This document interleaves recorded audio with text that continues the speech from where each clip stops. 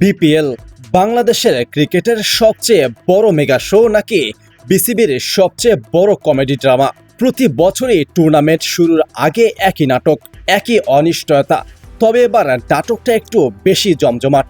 BCB সভাপতি তামিম ইকবাল এক নয় দুই নয় পরপর তিনবার মিডিয়ার মুখোমুখি হলেন, আর তিনবারই তার জবাব ঘুরে ফিরে ঠিক একই, যেন আগে থেকেই স্ক্রিপ্ট লেখা ছিল। কিন্তু সূক্ষ্মভাবে খেয়াল করলে দেখবেন তামিম ইকবাল প্রতিবারই খুব চতুরতার সাথে বলটা ঠেলে দিয়েছেন অন্য কোর্টে। ইশারায় তামিম ইকবাল পরিষ্কার করে দিয়েছেন, বিপিএল নিয়ে যত প্রশ্ন সব গিয়ে করুন গভর্নিং কাউন্সিলের চেয়ারম্যান ফাহিম সিনহা আর সদস্য সচিব মাসুদুজ্জামানকে। কিন্তু প্রশ্ন হলো, তারা আছেন কোথায়? তারা কি আদৌ জেগে আছেন নাকি ঘুমে ঘুমে একটা বিশ্বমানের বিপিএল এর স্বপ্নে বিভোর?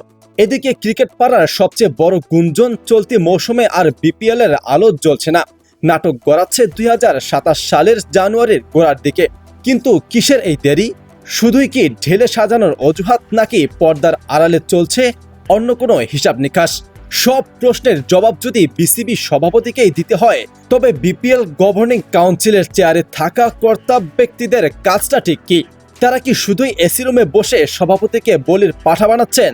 মনে রাখবেন, একটি ফ্রাঞ্চাইজি লিগ মানে শুধু কয়েকটা ম্যাচ নয়, এর সাথে জড়িয়ে আছে বিদেশি প্লেয়ার সাইনিং, স্পন্সরশিপ, ব্রডকাস্ট আর শত শত কোটি টাকার বাজেট।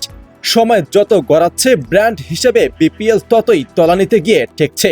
দেরি হয়ে যাওয়ার আগে কি ঘুম ভাঙবে ফাহিম সিনহা কিংবা মাসুদুজ্জামানের, নাকি বিপিএল নিয়ে এই লুকোচুরি খেলা চলতেই থাকবে? আর কতকাল দর্শকদের মনে প্রশ্ন ঘুরপাক খাবে, এই বিপিএল এর নাটকের শেষ ঠিক কোথায়? আপনার কি মনে হয়, বিপিএল গভর্নিং কাউন্সিলের এই নীরবতার আসল রহস্য কি? 2027 সালের জানুয়ারিতেও কি আদৌ সম্ভব হবে এক নিখুঁত বিপিএল আয়োজন? আপনার মতামত কমেন্ট বক্সে লিখে জানান। আর ক্রিকেটের এমন ইনসাইট খবরের জন্য সাবস্ক্রাইব করে সঙ্গেই থাকুন।